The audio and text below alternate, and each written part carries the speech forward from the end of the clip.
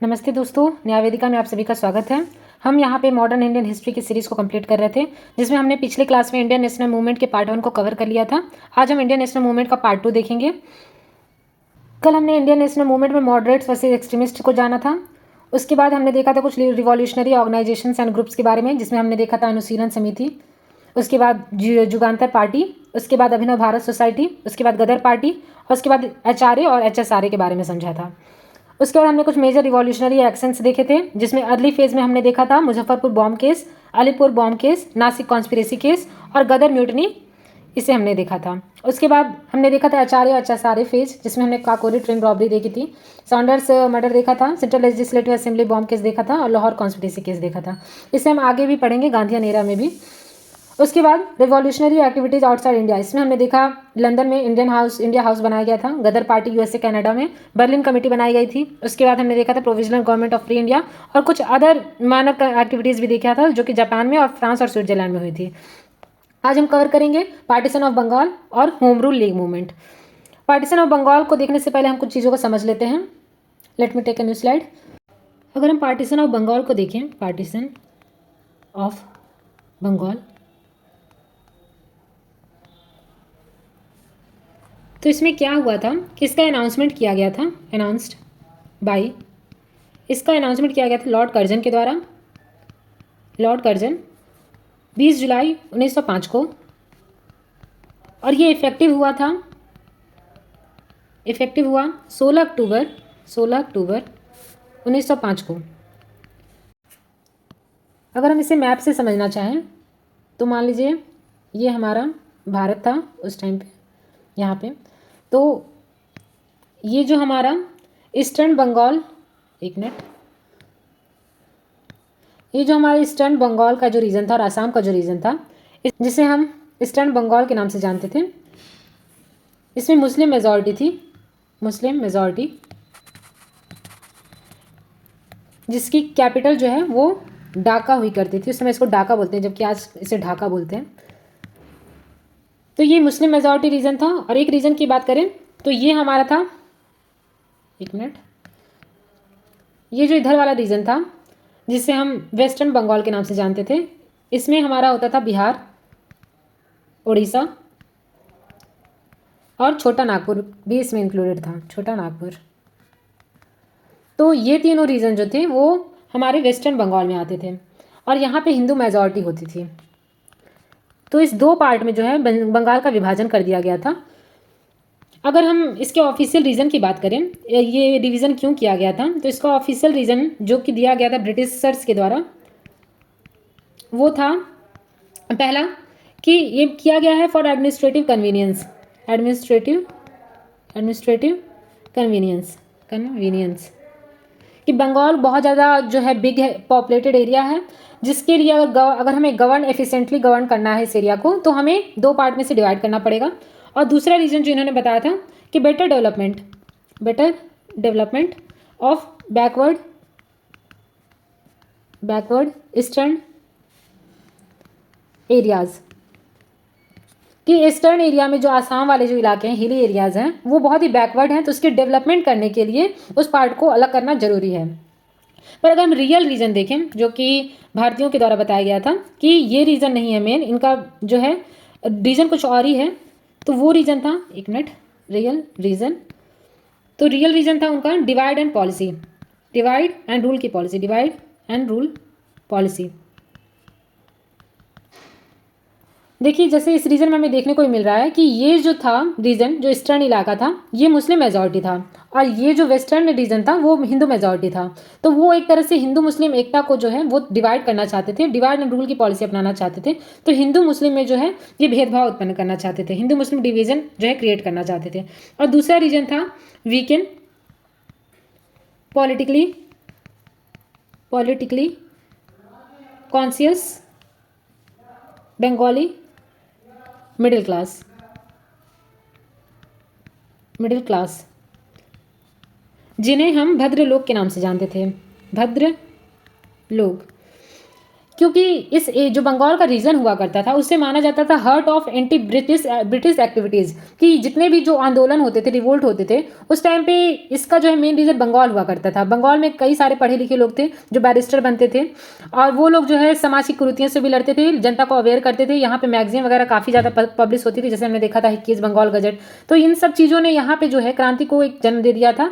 तो ये लोग चाहते थे, अब ब्रिटिशर्स चाहते थे कि अब इस जो पॉलिटिकली जो कॉन्शियस लोग हो चुके हैं, जो मिडिल क्लास लोग जिसे भद्र लोग कहा जाता था, इन्हें अब वीकेंड करना है, कमज़ोर करना है। तीसरा जो रियल रीज़न था वो माना जाता है कि curve rising nationalism in Bengal. जो मैंने आपको बताया कि जो एपिसेंटर हो चुका था प्रोटेस्ट करने का बंगाल का रीजन, तो उससे भी कर्व करना था। ये जो नेशनलिज्म का जो एक भावना जागृत हो चुकी थी बंगाल में, तो इससे कर्व करना भी एक मेन रीज़न माना जाता है। अब अगर हम बंगाल जो डिवीज़न हुआ था उसका रिएक्शन देखें, इमीडिएट रिएक्शन जो कि निकला, इमीडिएट रिएक्शन। बंगाल जो डिवीज़न था वो इफेक्टिव हुआ था 16 अक्टूबर 1905 को, जो हमने पहले देखा है। तो इस दिन सेलिब्रेट किया गया था by Indians Raksha Bandhan day, Raksha Bandhan day. और हम यहाँ देखते हैं कि यहाँ पे ऑब्जर्व किया गया था, ऑब्जर्व्ड मॉर्निंग, जैसे कि उस टाइम पे यहाँ पे ब्लैक फ्लैग्स दिखाए गए थे, ब्लैक फ्लैग्स। और किसी भी तरह का कोई भी कुकिंग जो है घर में नहीं हुआ था वहाँ उस टाइम पे बहुत सारे घरों में। और हम देखते हैं यहाँ पे रविंद्रनाथ टैगोर, इन्होंने ही जो राखी बंधन था वो ऑर्गेनाइज कराया था, राखी बंधन, ताकि जो हिंदू मुस्लिम की जो एकता है, यूनिटी है, उसको दिखाया जा सके। हिंदू मुस्लिम यूनिटी, इसको शो करना, इसका मेन जो है यूनिटी को शो करना मेन इसका वो था, मोटिव था। अगर हम तीसरा जो इमीडिएट रिएक्शन देखें वो था इसका थीम सॉन्ग। एक थीम सॉन्ग था इस मूवमेंट का, वो था वंदे मातरम, यानी कि वंदे मातरम का जो है जय जयकार, इसकी घोषणाएं की जाने लगी थी गलियों गलियों में। और चौथा अगर हम रिएक्शन देखें तो वो था आमार सोनार बांग्ला। इसे बांग्लादेश का आज नेशनल एंथम माना जाता है, जिसे लिखा था रविंद्रनाथ टैगोर ने, रविंद्रनाथ टैगोर, उनके द्वारा ही इसे लिखा गया था। अब अगर हम कुछ इसके और रिएक्शन की बात करें जो बंगाल पार्टीशन जो हुआ था उसके बाद की गई थी, उसमें हम सबसे फेमस देखते हैं स्वदेशी मूवमेंट। स्वदेशी मूवमेंट इसका पीक फेज माना जाता है 1905 से लेके 1908 तक। स्वदेशी मूवमेंट को first major mass based nationalist movement माना जाता है, क्योंकि इसमें जनता ने बढ़ चढ़ के पार्टिसिपेट किया था। नेशनलिस्ट मूवमेंट, क्योंकि पहले हम देखते जो 1857 का रिवोल्ट हुआ था वो कुछ एरिया तक ही सीमित रह गया था, वो भी उसके फेलियर का कारण था। पर ये जो first major mass based national movement था जो कि हर जगह फैलने लगा था। और दूसरा अगर हम देखें तो इसमें 2 वेपन्स यूज़ किए गए थे, मेनली 2 तरीके अपनाए गए थे इस प्रोटेस्ट को करने के लिए। उसमें पहला था बैकआउट करना। इसमें जितने भी ब्रिटिश जो भी गुड्स हुआ करते थे, जो भी क्लॉथ थे, सॉल्ट थे, शुगर थे, लीकर थे, जो भी ब्रिटिश गुड्स थे उनका जो है बायकॉट स्टार्ट किया गया। और दूसरा इन्होंने तरीका अपनाया स्वदेशी। एक तो ब्रिटिश चीज़ों को बायकॉट करना है और जो स्वदेशी चीज़ें हैं उनको बढ़ावा देना है। जो भी इंडियन मेड प्रोडक्ट्स हैं जैसे कि खादी हो गया, हैंडलूम हो गया, या फिर इंडियन सोप्स की बात करें, मैचेस की बात करें, तो ये सारी चीज़ों को बढ़ावा देना। अगर हम स्वदेशी मूवमेंट की मेन स्लोगन की बात करें, मेन स्लोगन तो यही था कि बैकआउट करना जितने भी फॉरेन गुड्स हैं और प्रमोट करना स्वदेशी को। और यहीं पे हम देखते हैं कि जो स्वराज जो है, सेल्फ रूल की बात की गई, सेल्फ रूल ये डिमांड किया गया लोगों के द्वारा।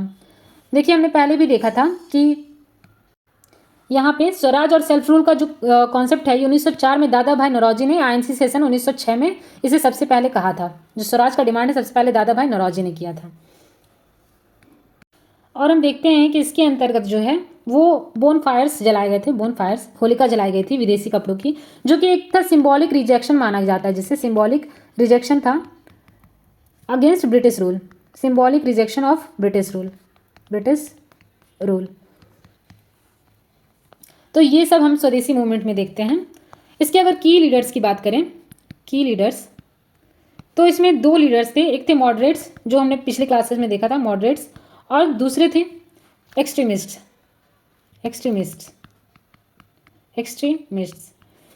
अर्ली फेज जो था वहाँ पे मॉडरेट्स काम कर रहे थे। बाद में हम देखते हैं कि जो लेटर फेज आया उसमें एक्सट्रीमिस्ट लोग काम करने लगे। इसमें हम पहले देख चुके सुरेंद्रनाथ बनर्जी थे, गोपाल कृष्ण गोखले थे, और एक्सट्रीमिस्ट में हम लाल बाल पाल का ट्रियो देखे थे, अरविंदो घोष थे, रविन्द्रनाथ टैगोर थे, चिदम्बरम पिल्लई थे, ये सारे लोग थे। अगर हम इसके स्प्रेड की बात करें, ये कहाँ कहाँ इसका विस्तार हुआ, कहाँ कहाँ ये फैला, तो ये मेनली स्ट्रॉन्गेस्ट था बंगाल में, पर ये बाद में कई सारे रीजन में भी पहुँच गया था, जैसे महाराष्ट्र के रीजन में, या फिर पंजाब, मद्रास और दिल्ली, मद्रास एंड दिल्ली, इस रीजन में भी इसकी एंट्री हो गई थी। और इसे माना जाता है कि ये first truly all India mass movement था after 1857। All India mass movement after 1857। हम इसके अचीवमेंट की बात करें, अचीवमेंट, तो पहला इसका अचीवमेंट ये हुआ कि जो ब्रिटिश क्लॉथ का जो इम्पोर्ट था, ब्रिटिश क्लॉथ इम्पोर्ट, वो तेज़ी से डिक्लाइन कर गया। और दूसरा था कि जो रिवाइवल हुआ, जो भी इंडियन जो इंडस्ट्रीज़ थी, हैंडीक्राफ्ट्स थे, इंडियन जो भी गुड्स हुआ करते थे, उसका रिवाइवल हुआ। तीसरा देखिए तो मास अवेकनिंग हुई। अब लोगों में जो है एक जागरूकता फैली, अवेकनिंग, स्टूडेंट्स के बीच, वोमेन के बीच, पीजेंट के बीच, कि अब ब्रिटिश जो सत्ता है उसको उखाड़ फेंकना है। और अगर चौथा अगर अचीवमेंट देखिए इसका हुआ, तो वो था कि इसने गांधीयन एरा, जो हम आगे पढ़ने वाले हैं, गांधीयन एरा, उसके लिए एक तरह से प्लेटफॉर्म तैयार कर दिया था कि हाँ, देश को एकजुट किया जा सकता है। और अगर पांचवा अचीवमेंट देखें तो इसने जो है फोर्स कर दिया कि जो ब्रिटिश गवर्नमेंट है वो पार्टीशन को एनल कर दे, पार्टीशन एनल। और हम देखते हैं कि 1911 में जब दिल्ली दरबार लगा था तो वहाँ पे इस पार्टीशन को एनल कर दिया गया था। अब इसकी कुछ कमियाँ देखें, कुछ डिक्लाइन इसके, तो वो 1908 1911 में देखने को मिलता है। इसमें हम देखते हैं बहुत सारा रिप्रेशन किया गया था, रिप्रेशन, जिसमें कि अरेस्ट किया गया, लाठी चार्ज किया गया, और तिलक, बाल गंगाधर तिलक को 6 साल की जेल हुई, 6 साल की जेल, जिन्हें मांडले जेल में रखा गया था, मांडले जेल में। ये भी क्वेश्चन कई बार बनता है कि किस जो है मूवमेंट के तहत बाल गंगाधर तिलक को मांडले जेल में रखा गया था, तो वो स्वदेशी मूवमेंट था। और यहीं पे हम देखते हैं कि सूरत स्प्लिट भी हुआ था। यहीं पे दो जो है विचारधारा के लोग बन गए थे, एक मॉडरेट्स थे और एक एक्सट्रीमिस्ट थे। तो सूरत स्प्लिट भी हम देखते हैं 1907 में हुआ था कांग्रेस में। और जो तीसरा था लिमिटेशंस का कहिए, चाहे इसका डिक्लाइन होने का रीज़न कहिए, वो था कि ये बहुत जो है अर्बन एरियाज़ और मिडिल क्लास तक ही सीमित रह गया था। ये जो गरीब तबके के लोग थे, जो इतने जो है पढ़े लिखे नहीं थे, वहाँ तक अभी भी इसकी इतनी पहुँच नहीं हो पाई। और हम यहाँ देखते हैं कि एक मुस्लिम लीग फॉर्म की गई, मुस्लिम लीग फॉर्म्ड। ये हमने पहले भी देखा है कि 1906 में मुस्लिम लीग को फॉर्म किया गया था। और क्योंकि इसमें जो कुछ, एक मिनट, मुस्लिम लीग फॉर्म्ड, क्योंकि इस जो पार्टीशन के कुछ सपोर्टर्स भी थे कि जो मुस्लिम रीजन बनाया गया है ये एक तरह से सही है, तो इसकी वजह से मुस्लिम लीग फॉर्म किया गया था 1906 में। तो इस तरह हम देखते हैं कि जो पार्टीशन ऑफ बंगाल, जो हिंदू मुस्लिम एकता को तोड़ने के लिए किया गया था, और इसका अपोजिट ही हुआ। अब हिंदू मुस्लिम एकता और हमें दिखने लगी थी, लोग जो यूनाइट होने लगे थे और स्वदेशी मूवमेंट किए थे। अब हम आते हैं अपनी स्लाइड पर। देखिए पार्टीशन ऑफ बंगाल, ये जैसे मैंने आपको बताया कि देखिए ईस्टर्न बंगाल और असम का रीजन ये मेनली मुस्लिम रीजन था, और ये जो है वेस्टर्न बंगाल ये Hindu region, Hindu majority region था। तो ये दो पार्ट में डिवाइड कर दिया गया था। 1905 से 1911 के बीच ये पार्टीशन हुआ था, इतने बीच ये रहा था। 1911 में हम देखते हैं कि इस पार्टीशन को एनर कर दिया गया था।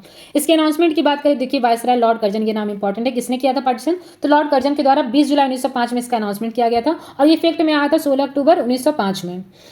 अगर देखिए यहीं पे वही चीज़ लिखा है, ईस्टर्न बंगाल और असम का रीजन था वो मुस्लिम मेजॉरिटी था, इसका कैपिटल ढाका था। और वेस्टर्न बंगाल की बात करें तो बिहार, उड़ीसा और छोटा नागपुर के एरिया आते थे। और इसके इमीडिएट रिएक्शन की बात करें, जो मैंने आपको सारा बताया था कि इसमें जो है वाइडेड आउटरीच हुआ, एंटी पार्टीशन कैंपेन स्टार्ट किया गया था मॉडरेट्स के बीच, पिटिशन, प्रेयर और मेमोरियल्स। राखी बंधन मैंने आपको बताया कि रविन्द्रनाथ टैगोर द्वारा मनाया गया था। और वंदे मातरम जो है इसका मेन थीम सॉन्ग था, और अमर सोनार बांग्ला लिखा गया था, और पब्लिक मीटिंग्स जो है वो हेल्ड की गई थी। इसके आउटकम की बात करें तो पार्टीशन जो है देखिए एनल कर दिया गया था 1911 में दिल्ली दरबार में, और बंगाल जो है को रीयूनाइट किया गया, but Bihar and Orissa separated as new provinces. और हम देखते हैं यहाँ पे reversal due to sustain process, Swadeshi movement, economic pressures और इंटरनेशनल ओपिनियन। इसका जो दाव था वो उल्टा ही पड़ गया था। अब हम यहाँ पे स्वदेशी मूवमेंट हुआ था, इकोनॉमिक प्रेशर बन गया ब्रिटिश गवर्नमेंट पर। अब यहाँ पे स्वदेशी मूवमेंट की बात करें तो मेनली 1905 से 1908 तक चला था। और इसका जो है बैकग्राउंड देखें तो इसका फॉर्मल डिक्लेरेशन 7 अगस्त 1905 में कलकत्ता टाउन हॉल से किया गया था। ये भी इंपॉर्टेंट पॉइंट है कि इसका स्टार्टिंग कहाँ से हुआ था, कलकत्ता टाउन हॉल से इसका जो है इनिशिएशन हुआ था। और इसके स्लोगन की बात करें, देखिए स्वदेशी ऑफ वंस ओन कंट्री, खुद की कंट्री में जो चीज़ें बन रही हैं उसका यूज़ किया जाए, और बायकॉट किया जाए फॉरेन गुड्स का। अगर हम ज्योग्राफिकल स्प्रेड की बात करें तो देखिए मेनली बंगाल तक ही फैला।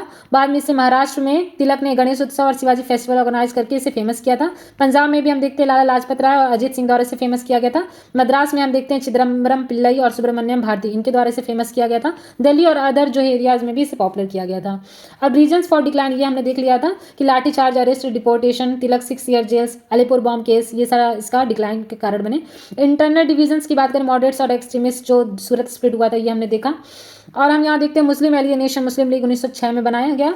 और लीडरशिप वैक्यूम भी हमें देखने को मिलता है, जैसे कि बाल गंगाधर तिलक जो है वो यहाँ पे इनको जेल में भेज दिया गया था, तो लीडरशिप एक वैक्यूम क्रिएट हो गया था। अब यहाँ पे हम देखते हैं 1905 से लेकर 1911 के बीच में एक मेजर इवेंट ये भी था, मॉडल मिंटो रिफॉर्म्स एक्ट। इसका डेट इंपॉर्टेंट है, 1909 में ये हुआ था। इंडियन काउंसिल एक्ट 1909 भी इसे बोला जाता है। ये एक्ट पास किया गया था जिसमें जो है अगर हम बात करें तो वायसराय लॉर्ड मिंटो और secretary of state John Morley, इनके द्वारा इसे जो है इफेक्टिव किया गया था। इसके मेन प्रोविजन की बात करें, जैसे कि अब जो है जनता के बीच की आवाज़ उठने लगी थी कि जो असेंबली होती है वहाँ पे भी इंडियंस का पार्टिसिपेशन होना चाहिए, और इंडियन वहाँ पे बहुत कम है, तो हमारे लिए अगर कोई लॉ बन रहा है तो उसमें इंडियन भी होने चाहिए अच्छे लेवल पे। तो वही बात की गई थी। लेजिस्लेटिव काउंसिल जो है एक्सपेंड की गई थी, 16 से लेकर 60 कर दिया गया था प्रोविंसेस में।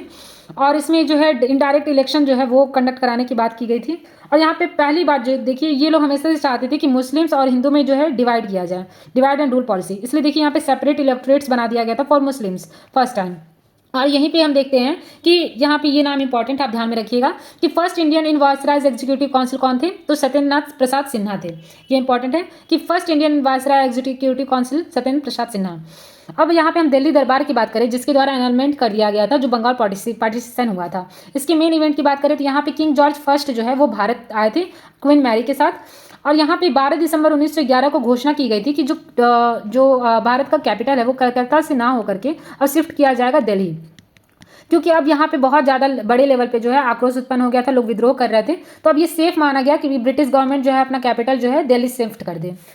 और यहाँ पे हम देखते हैं मेजर अनाउंसमेंट हुआ था, जैसे capital shifted from Calcutta to Delhi, और पार्टीशन ऑफ बंगाल जो 1905 में हुआ था उसे एनल कर दिया गया था, ये जितने भी विद्रोह हुए थे उसको देखते हुए। और यहाँ पे तब भी हम देखते हैं बिहार और उड़ीसा को एक न्यू प्रोविंस बना दिया गया था। तो ये 3 चीज़ आप याद रखिएगा। यहाँ पे ये चीज़ इंपॉर्टेंट है कि कलकत्ता टू दिल्ली कब शिफ्ट किया गया था कैपिटल, तो वो 1911 में ही किया गया था। अब हम देखते हैं home rule league movement. Home rule league movement ये हुआ था 1915 से लेकर 1918 के बीच, इसे हम समझ लेते हैं। अब अगर हम होम रूल लीग मूवमेंट की बात करें, होम रूल लीग मूवमेंट, तो ये मेनली इंस्पायर्ड था जो आयरिश होम रूल मूवमेंट हुआ था, आयरिश होम रूल मूवमेंट, इससे ये इंस्पायर्ड था। होम रूल का मतलब ये है कि अपने देश का शासन हो, यानी कि सेल्फ गवर्नमेंट हो, और एक डोमिनियन जो है स्टेटस हो, लाइक कनाडा और Australia within British empire, within British empire. ये मेन था होम रूल का जो मेन मोटिव था। अब हम देखें कि क्यों इसे स्टार्ट किया गया था, तो इसके स्टार्ट करने के कुछ मेन रीजंस थे। पहला रीजन था वर्ल्ड वॉर 1। इसके बाद जो है इंडियंस को बहुत सारा पैसा दिया गया था, फूड्स दिए गए थे, पर कोई भी पॉलिटिकल रिवॉर्ड नहीं मिला था। इनका रिप्रेजेंटेशन अब भी जो है भारतीयों का वो काउंसिल्स में नहीं होता था। जैसे हम देखिए कि जो मिंटो एक्ट आया था 1909 में, उसमें भी हम देखते हैं कि बहुत ही लिमिटेड जो है सीट्स जो है वो भारतीयों को दी गई थी, और एक सेपरेट इलेक्टोरेट बना दिया गया था फॉर मुस्लिम्स। तो ये भी एक मेन रीज़न था इसे स्टार्ट करने का। और यहाँ पे हम देखते हैं कि गोखले का जो है वो निधन हो गया था, गोखले डायड 1915 में। गोखले की मृत्यु हो गई थी, जिसकी वजह से एक लीडरशिप वैक्यूम क्रिएट हो गया था, और स्वाधीनता आंदोलन को चलाए रखने के लिए अब एक नए मूवमेंट की जरूरत थी, तो इसलिए भी इसे स्टार्ट किया गया था। और हम चौथा रीजन देखते हैं कि सूरत स्प्लिट जो हुआ था, सूरत स्प्लिट 1907 में, उससे दो संगठन में लोग डिवाइड हो गए थे, एक थे मॉडरेट्स और एक्सट्रीमिस्ट्स। तो इसके लिए भी इसको जो है बैलेंस करने के लिए home rule league movement start किया गया था। अब हम यहाँ पे एक और रीजन देखते हैं कि यहाँ पे तिलक को जो जेल हुई थी, बाल गंगाधर तिलक को जेल हुई थी, वो अब मांडले जेल से रिटर्न हुए थे, वापस आए थे मांडले जेल 1914 में। अब वो स्टार्ट कोई एक एक्ट करने के लिए अब वो रेडी थे, तो ये भी एक मेन रीज़न माना जाता है। अब यहाँ पे हम देखते हैं कि दो जो है 2 सेपरेट लीग्स बनाए गए थे, सेपरेट लीग्स, 2 सेपरेट लीग। यहाँ पे अगर हम फर्स्ट लीग की बात करें तो वो एनी बेसेंट के द्वारा रन कराया गया था, एनी बेसेंट, जिसे हम all India home rule league कहते हैं, all India home rule league. इसका इस्टेब्लिशमेंट अगर हम देखें, इसका इस्टेब्लिशमेंट हुआ था सितंबर 1916 में और इसका प्लेस था मेनली मद्रास अड्यार, जो भी कहिए, मद्रास अड्यार और इसकी जो है सेक्रेटरी माने जाते हैं, सेक्रेटरी का नाम भी इंपॉर्टेंट है, सेक्रेटरी थी जॉर्ज अरुंडले, ये नाम इंपॉर्टेंट है, जॉर्ज अरुंडले इसकी मेन सेक्रेटरी थी। और इसका एक्सपेंशन अगर हम देखें, इसका एक्सपेंशन कहाँ कहाँ हुआ था, तो इसका एक्सपेंशन रेस्ट ऑफ इंडिया था, जहाँ भी बाल गंगाधर तिलक ने अपना जो है होम रूल लीग स्टार्ट किया था, उसके अलावा जितने भी रेस्ट ऑफ इंडिया थे वहाँ पे इसका एक्सपेंशन था। और इसके मेंबर्स जो हैं, कुछ मेंबर्स के नाम इंपॉर्टेंट हैं, जो हैं सुब्रमण्यम अय्यर, मोतीलाल नेहरू और तेज बहादुर सप्रू, ये जो है मेन इसके जो है लीडर्स थे। अगर हम दूसरे लीग की बात करें तो होम रूल लीग का जो दूसरा पार्ट था वो था तिलक्स होम रूल लीग, तिलक होम रूल लीग। इसका जो है मेन प्लेस माना जाता है पुणे और इसका इस्टेब्लिशमेंट का डेट ये याद रखिएगा, इस्टेब्लिशमेंट इसका हुआ था 28 अप्रैल 1916। अगर हम एनी बेसेंट के कॉन्सेप्ट ऑफ स्वराज की बात करें तो ये लोग चाहते थे कंप्लीट सेल्फ गवर्नमेंट, यानी कि कंप्लीट स्वराज चाहते थे। और तिलक का जो होम रूल लीग मूवमेंट था वो एक रिस्पॉन्सिबल गवर्नमेंट चाहता था, responsible government under the British empire,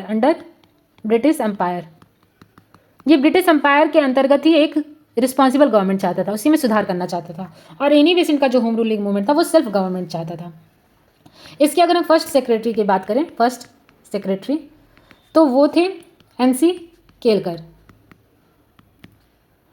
और अगर हम देखें कि कहाँ कहाँ ये इफेक्टिव हुआ था तो इसका एक्सपेंशन एरिया जो था वो था कर्नाटका, महाराष्ट्र, बिरार, ये सारे कुछ एरियाज थे। अगर हम एनी बेसेंट की बात करें तो एनी बेसेंट के कुछ फेमस बुक है जो मैंने आपको पहले ही बताया है, कॉमन व्हील और न्यू इंडिया। अब बाल गंगाधर तिलक की अगर फेमस बुक की बात करें तो वो भी मैंने आपको बताया था कि एक तो था केसरी, ये इनकी दो फेमस पत्रिका हुआ करती थी, केसरी और मराठा। अब अगर हम होम रूल लीग मूवमेंट की मेजर अचीवमेंट्स की बात करें, तो इसमें हम पहला देखते हैं कि इसने जो है कांग्रेस को, जो ANC हुआ करती थी, उसने रिवाइव कर दिया पॉलिटिकल एक्टिविटीज़ में, अभी तक कांग्रेस जो है सुस्त पड़ चुकी थी, तो अब कांग्रेस को पॉलिटिकली एक्टिव बना दिया गया था। दूसरा देखिए इसका जो है मेन जो है अचीवमेंट, तो वो था नेशनलिस्ट मूवमेंट, जो अभी तक स्लो हो चुका था स्वदेशी मूवमेंट के बाद, उसने फिर से एक नेशनलिज्म को जन्म दिया था टाउन्स एंड विलेजेस। और अगर हम तीसरे अचीवमेंट की बात करें तो इसी की वजह से हम देखते हैं आगे चल के मॉन्टेग्यू डिक्लेरेशन हुआ था, मॉन्टेग्यू चेम्सफोर्ड डिक्लेरेशन भी इसे बोलते हैं, डिक्लेरेशन, जो अगस्त 1917 में आया था। इसने जो है प्रॉमिस किया कि ग्रेजुअल डेवलपमेंट होगा ऑफ सेल्फ गवर्निंग इंस्टीट्यूशंस, तो यहाँ से सेल्फ गवर्निंग इंस्टीट्यूशंस की राह जो है वो खुल गई थी, इंस्टीट्यूशंस। और चौथे अगर बिग अचीवमेंट की बात करें तो लखनऊ पैक्ट, ये हमने ANC के सेशन में भी देखा था कि लखनऊ पैक्ट 1916 में हुआ था, जिसमें अंबिका चरण मजूमदार जो हैं वो प्रेसिडेंट थे। तो यहाँ पे मुस्लिम और हिंदू मुस्लिम एकता जो है हमें देखने को मिलती है, और जो एक्सट्रीमिस्ट और मॉडरेट्स का जो गैप आ गया था वो चीज़ यहाँ पे खत्म हो गया, दोनों फिर से कंबाइन हो चुके थे। और हम पांचवा अचीवमेंट देखते हैं कि जो गांधीयन मास मूवमेंट हुआ था आगे चल के, गांधीयन मास मूवमेंट, उसके लिए इसने एक फाउंडेशन स्टोन रखने का काम किया था, गांधीयन मास मूवमेंट, उसमें इसने काफ़ी हेल्प की। अब हम इसके कुछ डिक्लाइन करने के कारण देखिए, वाई डिक्लाइन, तो इसमें हम देखते हैं कि बाल गंगाधर तिलक को इंग्लैंड भेज दिया गया था फिर से 1918 में इन लीबल केस, लीबल और स्लेंडर हम देखते हैं लॉ में, तो लीबल केस था एक जिसके अंतर्गत तिलक को इंग्लैंड में भेज दिया गया था। दूसरा हम देखते हैं कि गांधी जी का जब अराइवल हुआ, गांधीज अराइवल, तो उन्होंने अपना मूवमेंट स्टार्ट किया सत्याग्रह और नॉन वायलेंस। तो अब ये जो होम रूल लीग मूवमेंट था वो उतना इफेक्टिव नहीं रह गया। आते अपने स्लाइड पर,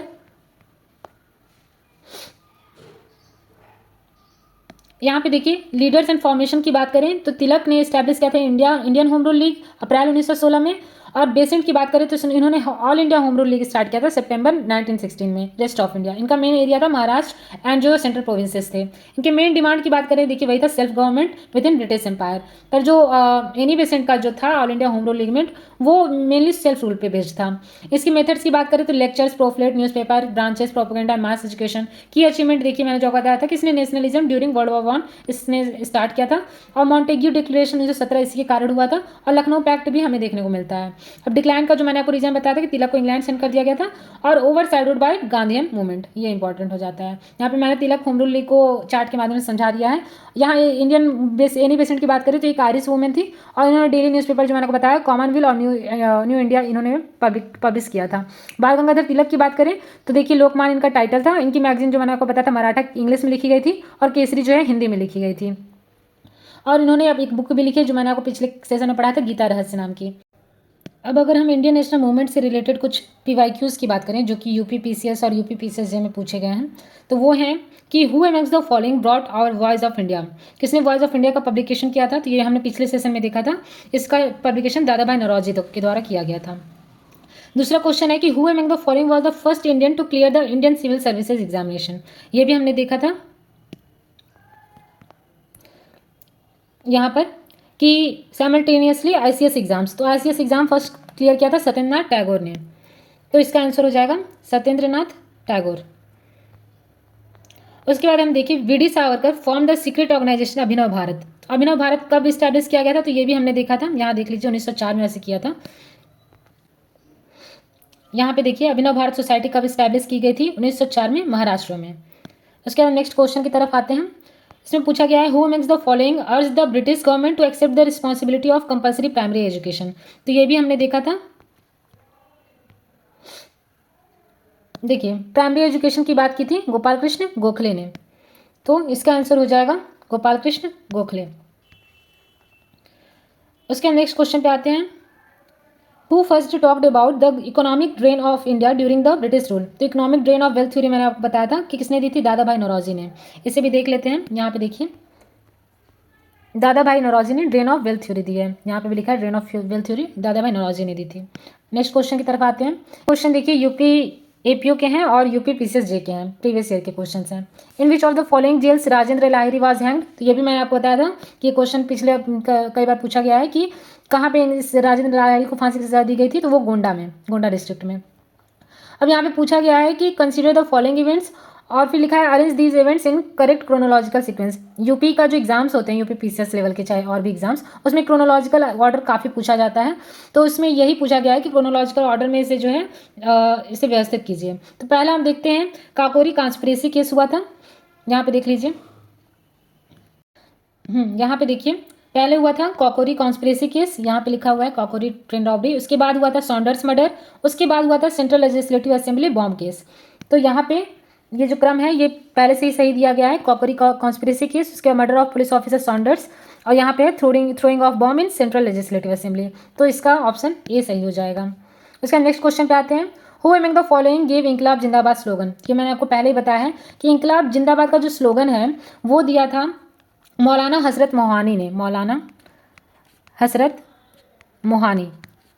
और इसे पॉपुलर किया था भगत सिंह ने। भगत सिंह। जैसे यहाँ पे ऑप्शन जो है मौलाना हजरत मोहानी का दिया नहीं है तो इसका करेक्ट ऑप्शन भगत सिंह हो जाएगा। मोस्ट अप्रोप्रिएट आंसर यही होगा भगत सिंह। अब हम नेक्स्ट क्वेश्चन की तरफ आते हैं। इसमें पूछा गया है कि the Lahore conspiracy case resulted in hanging of. Lahore conspiracy case में किसी किसी फांसी हुई थी? तो यहाँ हम देखते हैं भगत सिंह, राजगुरु और सुखदेव, इन तीनों को फांसी हुई थी। राम प्रसाद बिस्मिल को नहीं हुई थी। हमने पहले ही देखा है कि राम प्रसाद बिस्मिल को जो है फांसी की सजा दी गई थी काकोरी ट्रेन रॉबरी के केस में। काकोरी ट्रेन रॉबरी जिसे काकोरी एक्शन भी कहा जाता है। और ये सारे ये भगत सिंह, राजगुरु और सुखदेव ये तीनों रिलेटेड हैं लाहौर कॉन्स्पिरेसी केस से। अब नेक्स्ट क्वेश्चन की तरफ आते हैं। विच of the following organisations aimed at uprooting the colonial power through armed revolution and establishment of United states of India. तो ये हमें देखने को मिलता है हिंदुस्तान रिपब्लिकन एसोसिएशन। इसी का नाम बदल के मैंने आपको बताया था बाद में HSRA कर दिया गया था। उसके नेक्स्ट क्वेश्चन की तरफ आते हैं। Who among the following lady revolutionaries fired at the governor while receiving degree in the convocation of 1932?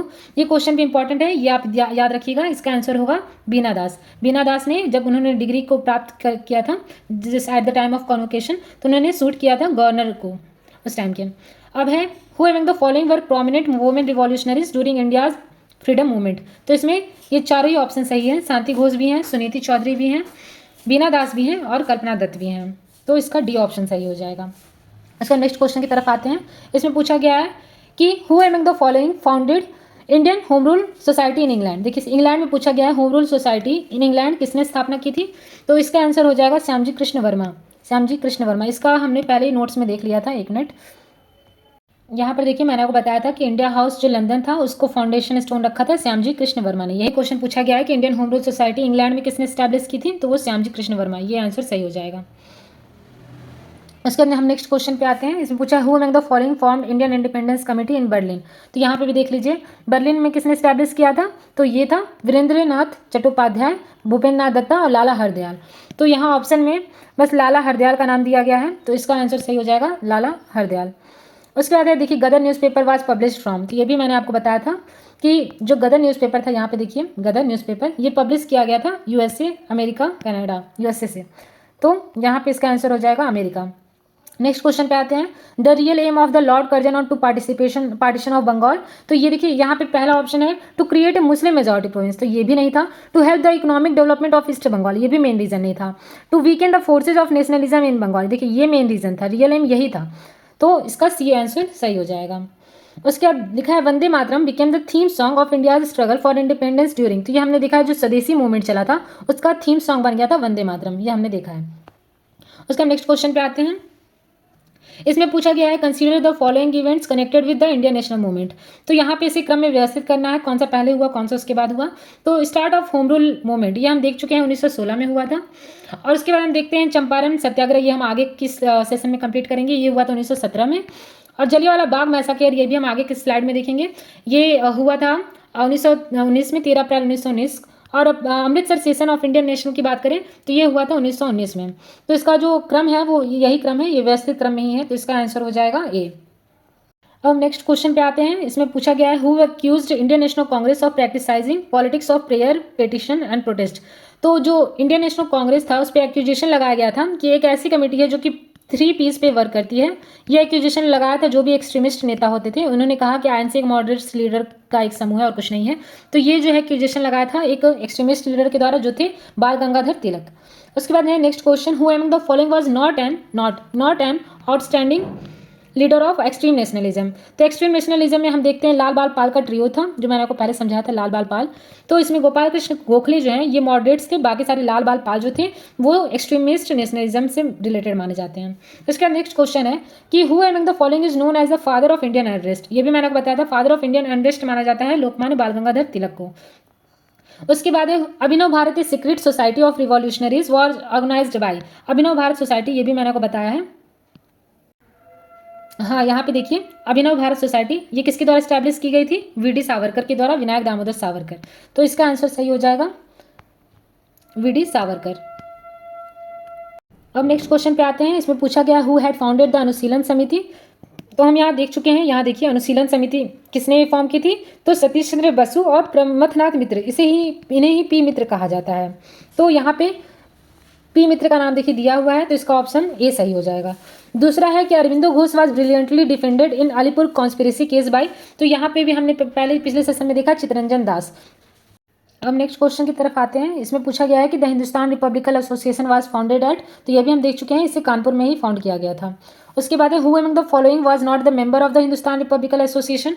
तो मैंने आपको बताया है कि हिंदुस्तान रिपब्लिकन एसोसिएशन के मेंबर थे रामप्रसाद बिस्मिल, सचिंद्र नाथ सान्याल और अशफाक उल्लाह खान। और वहीं हिंदुस्तान सोशलिस्ट रिपब्लिकन एसोसिएशन की बात करें तो इसके मेंबर थे भगत सिंह, राजगुरु, सुखदेव और चंद्रशेखर आजाद, जतिन दास। तो यहाँ पर हम देखते हैं कि हिंदुस्तान रिपब्लिकन एसोसिएशन जो था उसके जो मेंबर भगत सिंह भी थे, चंद्रशेखर आजाद भी थे, रामप्रसाद बिस्मिल भी थे, पर ये जो शिव वर्मा थे ये नहीं थे।